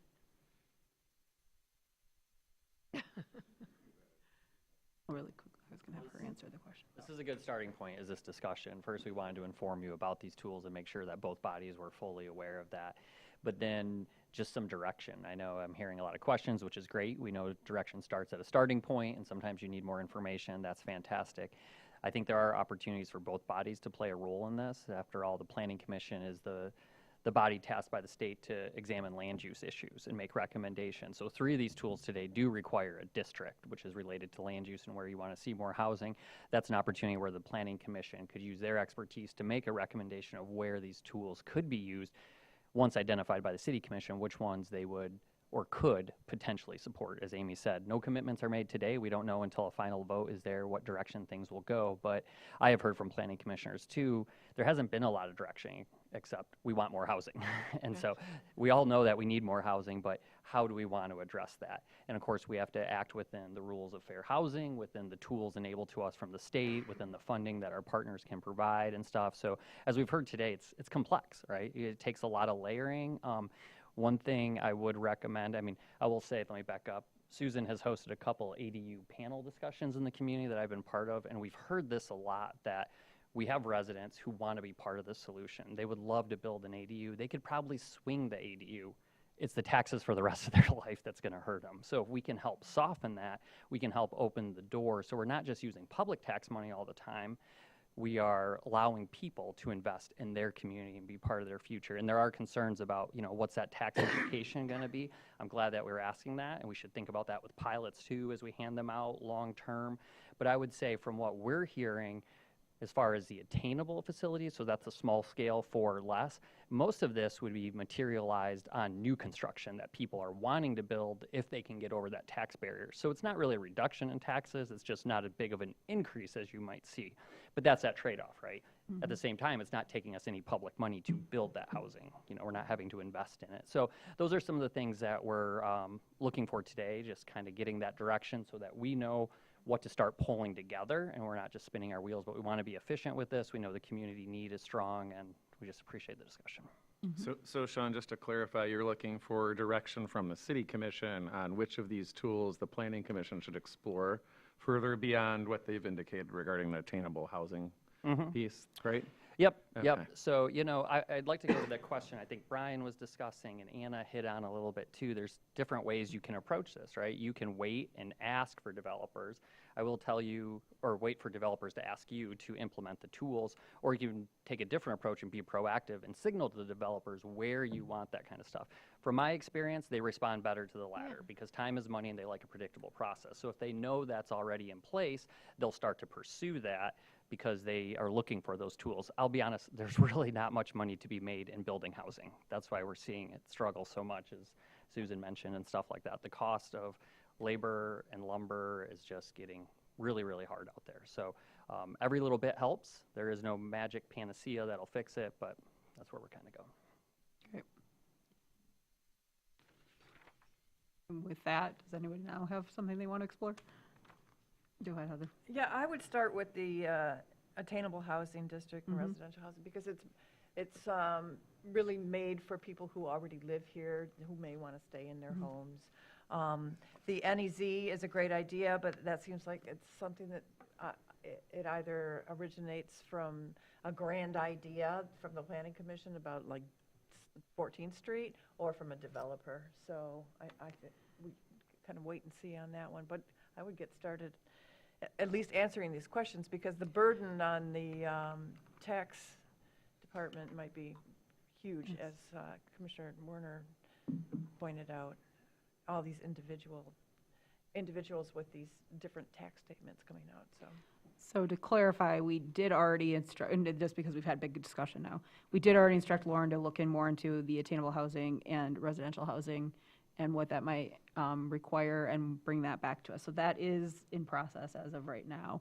So these other ones, I think it's coming down to a philosophical discussion, and maybe this is one that we revisit, or if people want to weigh in right now with a quick take, do we want to have the Planning Commission start looking at areas that maybe it is 14th Street, could be identified for some of these and explore what might fit for them? Or is this is it more kind of as it was discussed, that the developers, what's actually available and what's out there? So Brian, you've got your hand up though. Yeah, so you've got me thinking now, and what some of the people have said is, and we may not be able to like pick an NEZ, neighborhood enterprise zone. But, I guess for myself and the Planning Commission, I'd like to know if there's any of this stuff the city commission is like, we don't want to do that. Fair Because question. part of it is also having the process in place for when people come to you so they know what to expect, instead of trying to build the process around a project. And so they know that, maybe somebody says, yeah, we've got an NEZ program, process, ordinance, whatever we need, and you could put it here. We would like to put it here. And then we can look and say, it fits there, or no, it doesn't, because it doesn't meet these. Most likely it's going to be half of one, 6 of the other.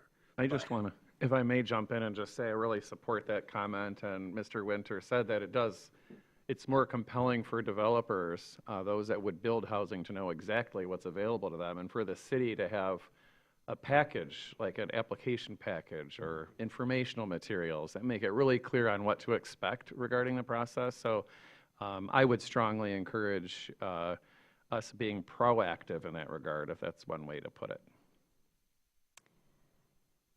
You could develop like a messaging tool, like a simple one-pager that kind of instructs people how they can build their ADUs, or what all is going to be involved if they decide they want to increase the housing need or the housing supply. Because Sean mentioned that at some of the listening sessions they're getting those kinds of questions. So then we could have like a city-sponsored messaging that kind of helps with that. Yeah.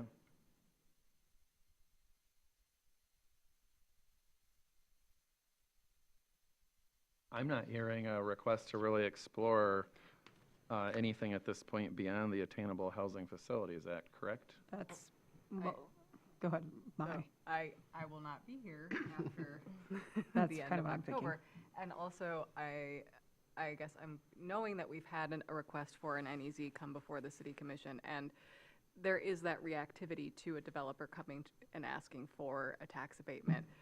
What the harm would be in exploring what it could look like and where those could go, so that, to your point, that developers are directed to, if you want this incentive, this is where we envision them fitting our city as we are looking to develop these corridors and areas.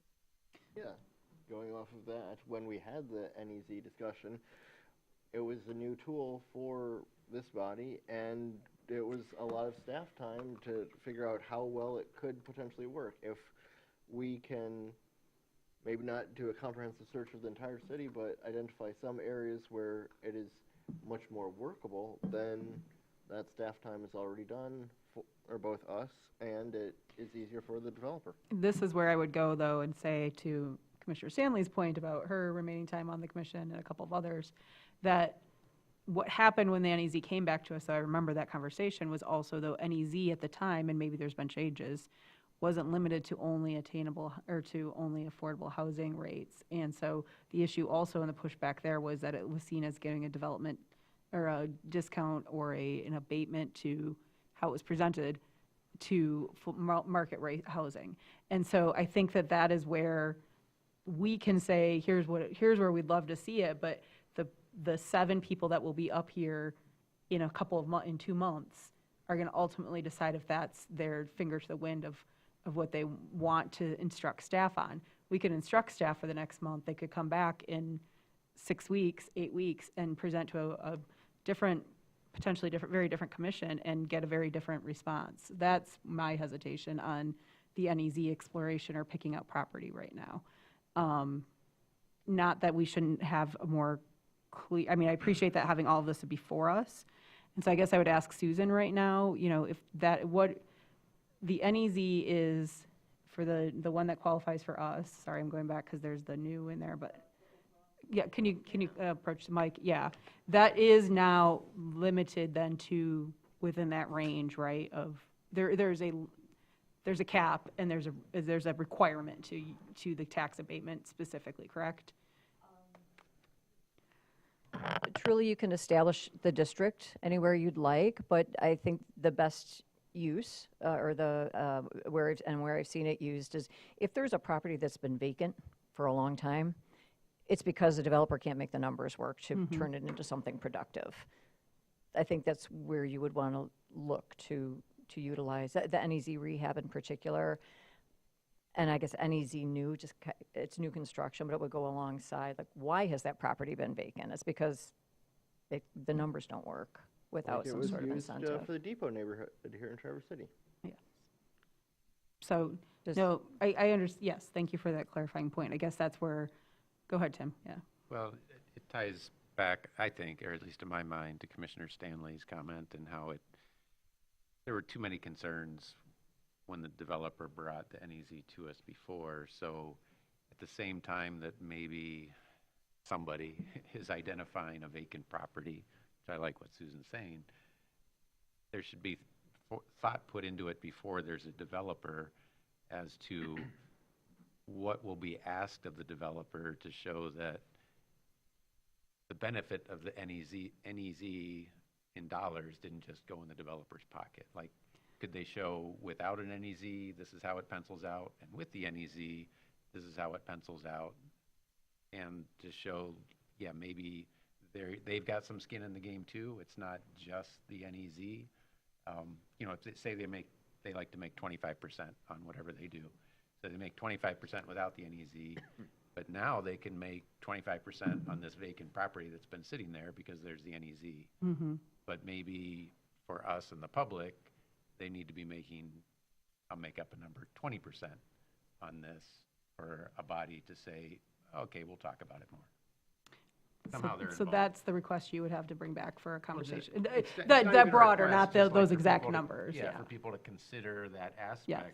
So that a future commission isn't in the same position where a developer comes forward, even if the city's identified the property, and then it's like, oh, no, we don't want to be just giving money to a developer. So what can the developer say that convinces a body and the public that we're not just giving money to a developer? Okay, so is that something, go ahead, Jackie, sorry. Just a reminder that I think Commissioner Werner had asked for a summary of each of the tools with pros, cons, and implications. That would be, for me, a very appropriate next step and would be helpful for the people who are sitting here now as well as people who will be sitting here in November. So maybe that's a good use of staff time to give us a high-level summary. That seems like a good request for across the board. Great. Go ahead, John. Yeah, I just wanted to add one thing as we're kind of talking about that. You know, the attainable housing and the residential housing can be applied broadly to like Mhm. an entire city and stuff like that. The NEZ has to be more targeted. It can't exceed 15%. But in today's first city commission study session, there was a lot of discussion about utilizing soft power to influence and things like that. NEZs are a great tool for that. Put the incentives in place in the targeted properties where you don't want them to stay a dusty parking lot into the next generation. As Susan had pointed out, a lot of times they're there just because they can't make the numbers work. And if the tools aren't there for them to consider when they're running their pro forma, they're probably not going to get to that solution. So just kind of keep that in mind, that you can be very targeted with NEZs, more so than some of these other tools that you've talked about. Great. Good point. So I think the next request, and I think that seems to be meeting the consensus, is a staff pro con and numbers, rough numbers to each of these tools to see what that would look like in application here. I think that can be shared both at the planning commission and city commission level for each body to have that information. Yes, yeah. Any other requests at this time? Okay, seeing none, I'm going to now, well, I'll ask, well, we've asked twice now if what staff needs. I think we've given it. So I will now open for general public comment. This can be about anything. It does not have to be about housing or any of these tools. Does anybody want to make any general public comment?